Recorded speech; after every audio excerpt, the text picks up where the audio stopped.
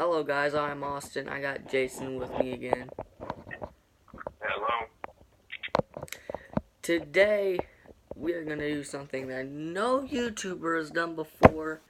We are going to be grading tracks, like NASCAR tracks. Yep. Jason, did you want to start us off with Daytona? My rating for Daytona, A+. A+, why? Because it's the beginning of the season, and that track has the most hype of any track, and it is one of the best super speedway racing. It produces some of the best speedway racing I've ever seen. What about you? I give Daytona a B-.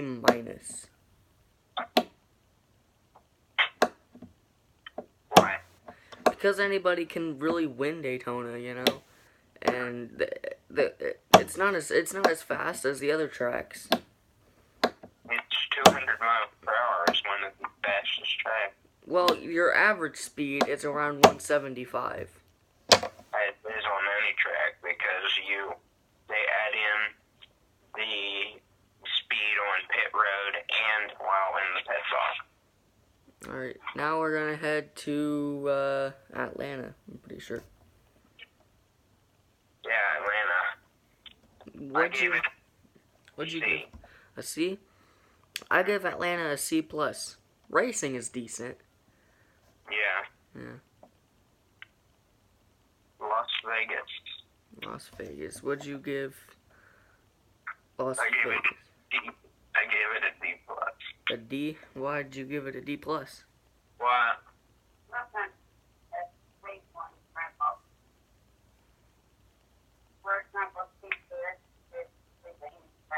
The heating pad,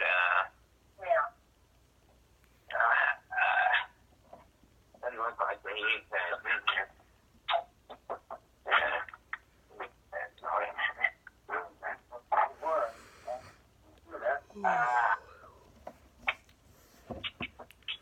So, Alright.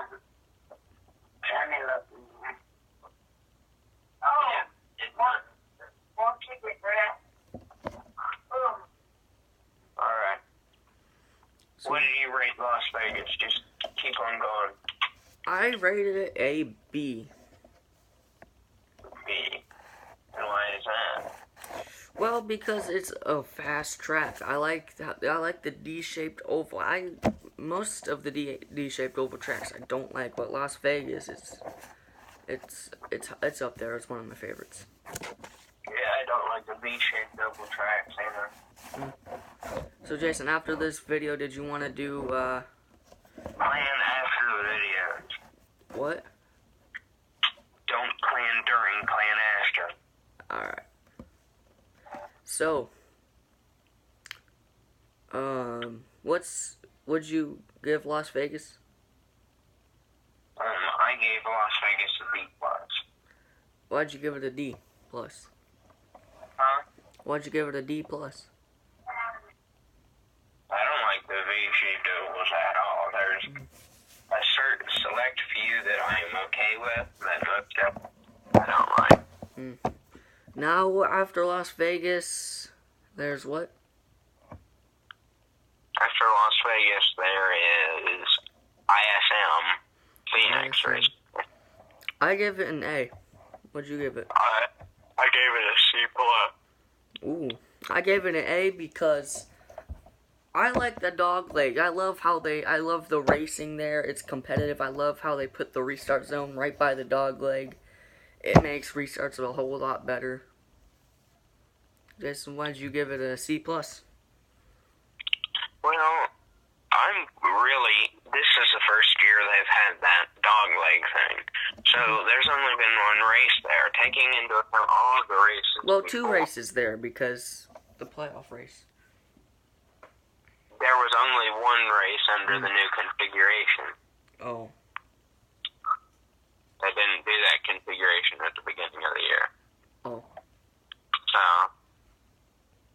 So I wasn't a big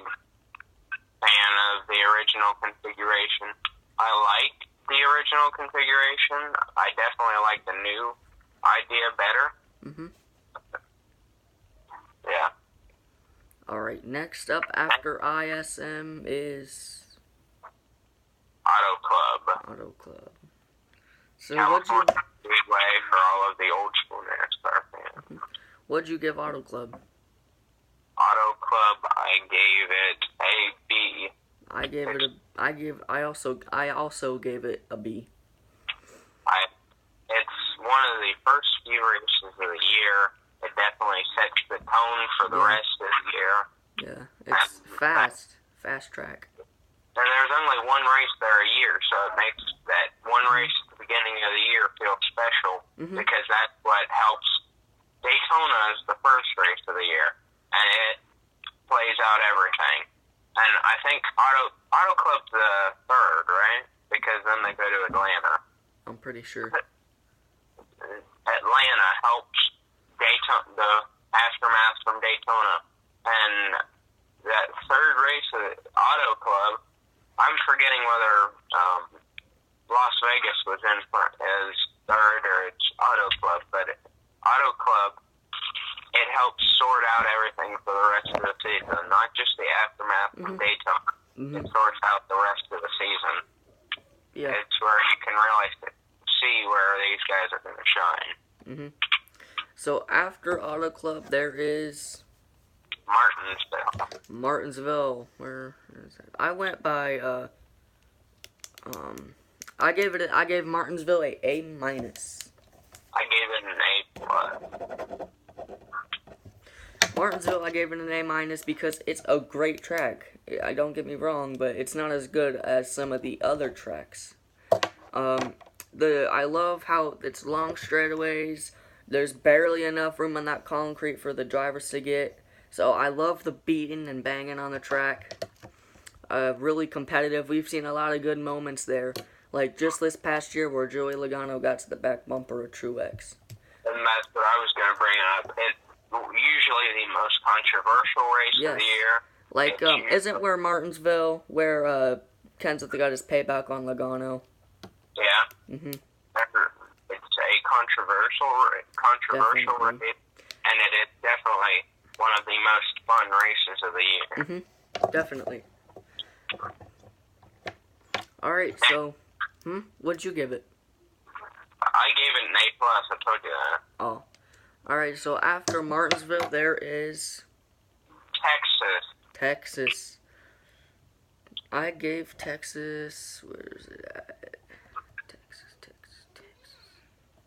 Texas.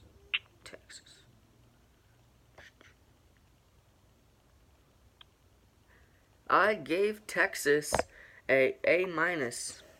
I gave Texas an A, a solid A. I give it an A minus. The only thing that keeps it from being an A plus in my eyes is the fact that Kevin Harvick cheated on it this year. Yeah. That's the only thing that keeps it from being an A plus for me. Yeah. Is the fact that we've had a cheater won the race.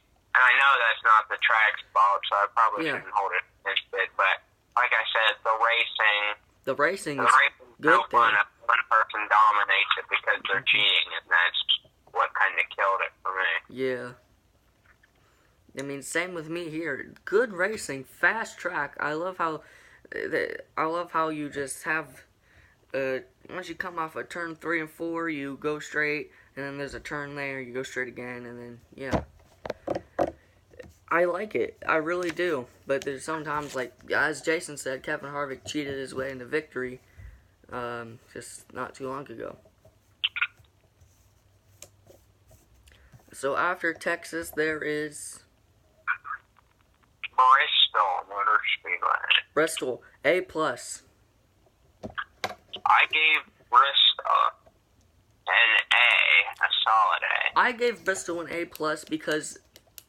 it's actually a controversial race, too, where, you know, I like the 1999 and 1994, 95 Food City 500. Back in the day, it was definitely the center of controversy. It was in Martinsville because Dale Earnhardt was famous for spinning people around there to get a win. Jeff Gordon had done the bump and run. A lot of people have. I mean, a lot of people, it was a controversial race because a lot of people did some dirty moves just to win the race. Yeah, I think that track is gonna save NASCAR, honestly. But like the controversy between Stewart and Kenseth not too long ago, back in 2012, I'm pretty sure. Yeah, but in recent years, there's not been there hasn't been as much fun. But yeah. And that's what knocked it down. Don't hate me. Still solid track, remembering all those nostalgic moments with Rusty Wallace, Jeff Gordon, Terry Labonte, and Dale Earnhardt Sr., but just not as good as it used to be. Yeah. I also love the fact that Terry Labonte went into victory lane with the smashed up car. A smashed up car, and that could have never happened. Yeah, with today's... That could never happen, because then you'd have to, now in NASCAR, you'd have to get a mandatory ambulance check and then do a 50-minute burnout.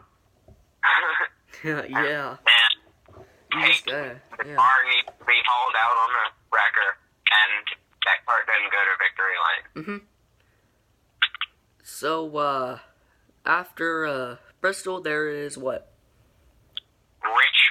Richmond. Where's Richmond?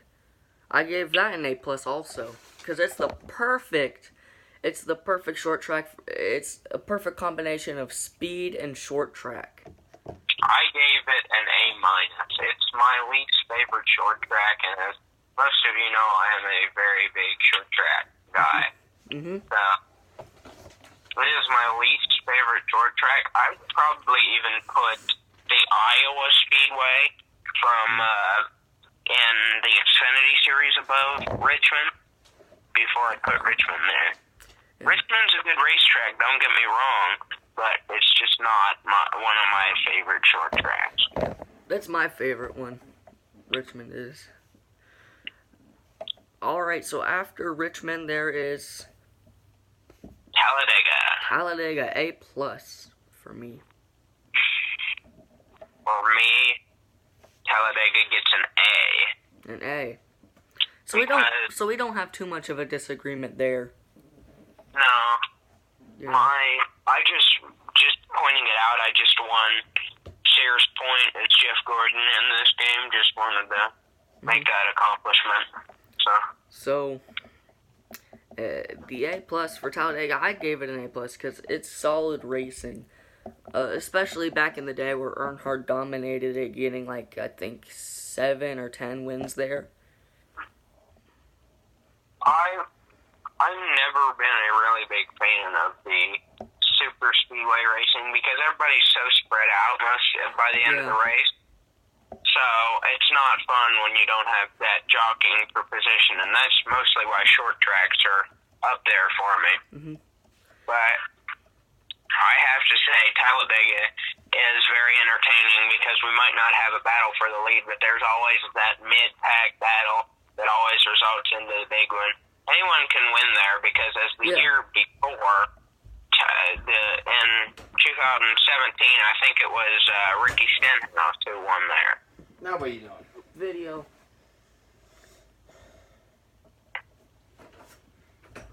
Alright. So after Talladega, there is Dover. I gave Dover a C. A C. I gave Dover a B+. I like that small track feel. Yeah. It's a speedway, but it's basically a short track. It's just like Rockingham, basically a short track. And basically like ISM, basically a short track. Yeah. So after Dover, there is Kansas. I gave Kansas a D+. I gave Kansas a D-. Now, fun fact, this is actually where our video cut out. Last time we tried to record this. Yeah.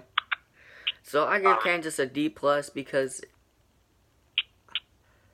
I just don't like it, really.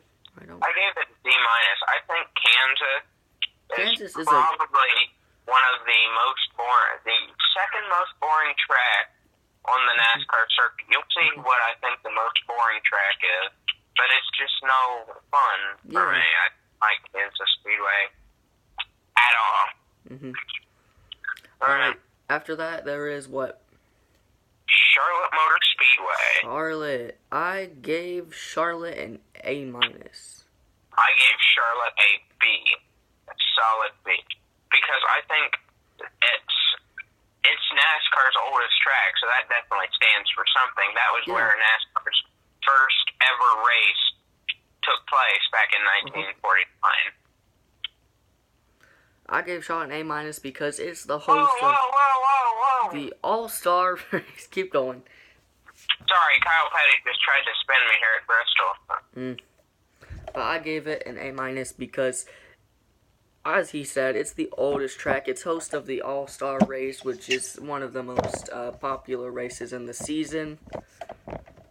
And it's not even an actual part of the season. It's a exhibition race. And that's what I definitely do like about it, how it doesn't tie to anything. And it's just a race for fun and money. And as you've seen at the Coke 600, it's the longest race in NASCAR, 600 miles. And anyone can win it. Austin Dillon got his first win there. I feel like we're making an unfair comparison. Austin Dillon, everybody says he's bad, but he's won the two biggest races in NASCAR. I know.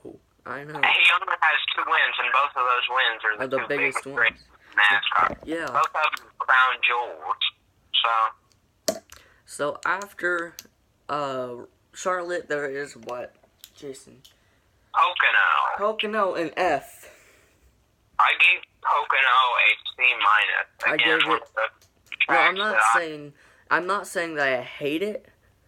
The only reason why I like it is because that's where Ryan Blaney got his first win, but I don't like it at all. Whoa, Richard Petty, back off of my quarter panel, man. I don't like it at all because you can barely even see the track because you only see the front stretch or the back stretch. Depends where you're sitting, but that's about it. Yeah, that is a good point, but I gave it a C because I definitely liked it. Was Dale Earnhardt Jr. won there a lot. Bobby Labonte had won there a lot. Ryan Blaney got his first win there a lot. Just spun Richard Petty. Caution's out. Oh, sorry.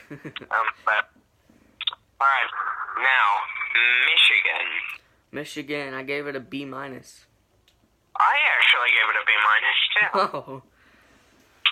I think the racing there is fine. It's where Kyle Larson got his first win. I've always thought Michigan was an iffy track. What really put it above that medium C range was Jeff Bodine and Dale Earnhardt. That was where they collided, and then the pace car got hit.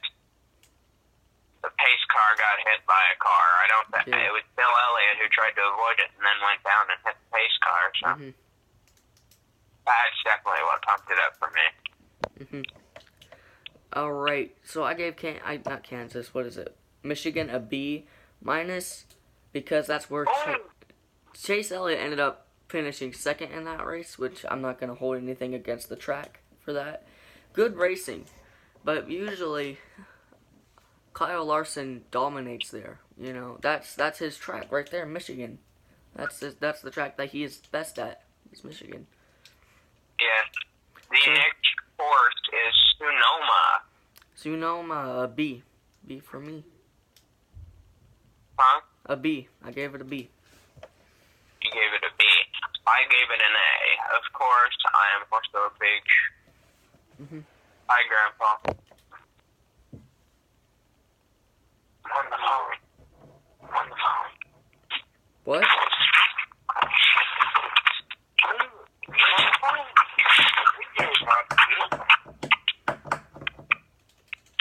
I gave it a B because that is where Tony Stewart got his final win. The racing there is always competitive, kind of like where Tony Stewart just slammed Denny Hamlin in the wall, and that's where he won. I am. So What are you talking to, Austin? He's my crew chief. Oh, he's what the crew chief is. He doesn't even know how to put air in a tire. I know how to do that. Dang it, I finished second. So what'd you give it?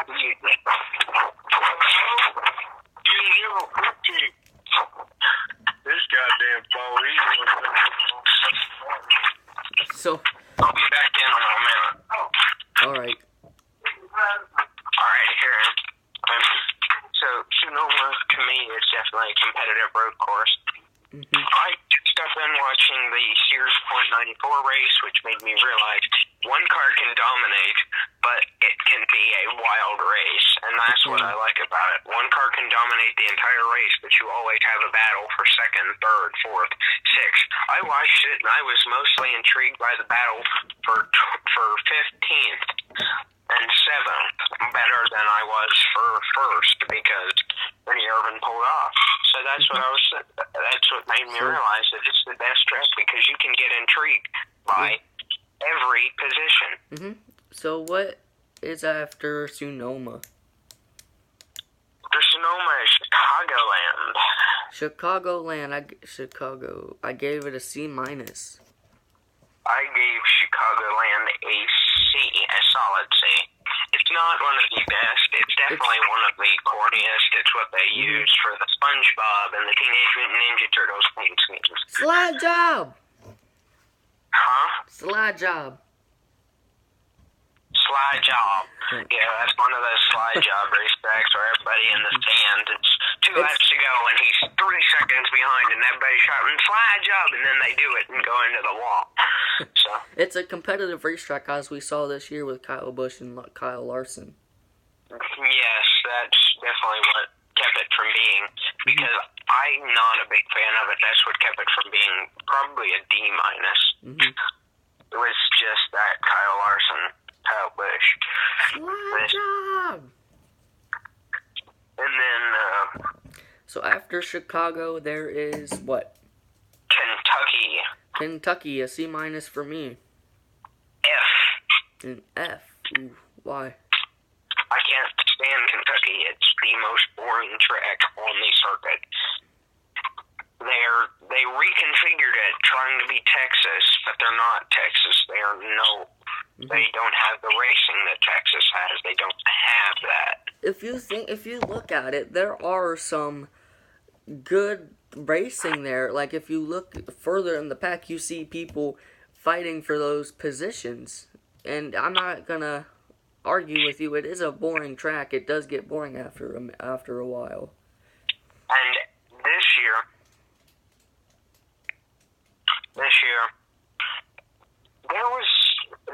I was more intrigued by the Xfinity Series race than the Cup Series race. So, do you know what intrigues? Do you know what that's supposed to mean? Have no idea. The Xfinity Series doesn't even run on Kentucky Speedway. I'm more fascinated with the Xfinity Series race at Mid-Ohio or something like that. Like, yeah. I'm more fascinated at their run at, like, Pocono. They don't even go there. All of the tracks that I'm trying to use, they don't go there. They're saving the Xfinity Series from the boring tracks, I'm telling you. So after Kentucky, there is what? New Hampshire. New Hampshire, and I gave that a B+. I gave it a D minus. I like it. It's just like Martinsville, but like on steroids. The racing there is always tight. It's all beating and banging, kind of just like Martinsville, but on steroids, as I said. That's a nice analogy. But, yeah, as you said, it is Martinsville on steroids. I'll use that now. I always said it was a big Martinsville. I never said it was Martinsville on steroids, but I need to use that now. Yeah. Martinsville's fat cousin. But now, I think the racing is good because it's so tight going into those corners. Mm-hmm. And then our next track is Watkins Glen. Watkins Glen. That's what I gave it. A+. Who gave it an A+? Me. You gave it an A+? Oh, I gave it an A+. Watkins Glen for me, it's not the best road course. It's definitely a road course. Well, it's my second favorite road course. It's actually my least favorite on the regular circuit. I like it the most because that's where Chase Elliott got his first win, so that's why I'm giving it some points there. Yeah, but Sonoma for me is definitely above it, and the other road course, which we will get to, usually by the end of this, and you'll see. Yeah. Next one is Darlington. Darlington, A. Throwback weekend. The original races that actually were there. Yeah, Cale Yarborough has at least 7 wins there, I'm pretty sure.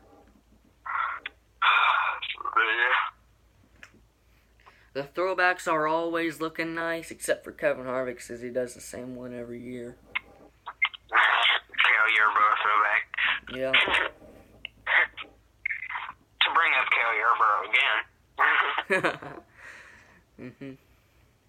Let's see how many times we can talk about Cale Yarborough. But next track is Indianapolis. Indianapolis, I gave that a D. I gave it an A-. I What? really like the track. I'm definitely a little persuaded because I watched the Indy 500, the Formula One, or the Indy 500, the IndyCar Championship. They're raced there. So definitely am a little persuaded by those high speeds, and definitely Jeff Gordon winning it so many times. Yeah. Jeff Gordon and Jimmy Johnson. Just the idea of the square. Yeah. It's a square track. It's not an oval. It's not a triangle. It's a square. 4 corners. That's why I'm giving it some points too. It's a big track. It's a huge track.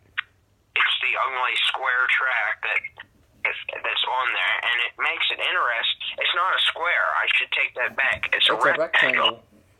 Because going into that first corner, you're reaching 200 miles per hour. You have to brake really heavy, and then just let it go by itself on the way out. Run it about maybe, and the next corner you're going in about 175. Brake real hard. Go down the backstretch. You're going out of that about 175, and by the time you get to the next corner, you're going about 201 miles per hour. And then you got to brake and do it all over again. After that, there is what? After Indianapolis, it's the Charlotte Roval. A+. Definitely based on one race there, so it is a little biased, but that one race was probably one of the most amazing races NASCAR's ever had. Yeah, exciting too. Especially that finish between Johnson and Truex. Between Brad Keselowski's oopsie moment and everybody following him into the wall. Hey, maybe we should turn out of this, right? Nope. And Jimmy Johnson's wheel spin that took out him and the leader. Yeah, that was like, I was watching it too. I was like, come on, Jimmy, because he hasn't won in a while. But then he locks up the brakes and he spins, and I'm like, oh man. And then Truex gets hit, and then Blaney comes up. I'm just like, yeah. Everybody was thinking when Jimmy Johnson spun around, okay, Truex is going to win. Yeah. Everybody calmed down. All of the Truex fans calmed down, and they're thinking, okay, we're good. We're good. Nope. We're okay. And then Jimmy Johnson turns around and all the Truex fans jump up, throw up their hats, and say, Jimmy, why? And then the Blaney fans pick up because they realize he's in third place, and all of the Blaney fans are cheering for him to get to the finish line. That reminds me of Joey Logano and Danny Hamlin, 2013 Auto Club. Yeah. First And two then, wrecks. yeah. Yeah. And then Homestead, Miami is the last one. Yeah. We'll get to that last. After the Charlotte Roval, there is what? Homestead, Miami. No. Homestead, Miami. A B+. I gave it an A. Again, a hyped race. The It is. season finale.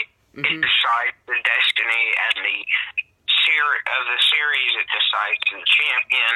Yeah. It decides a lot of things. Mm-hmm. So,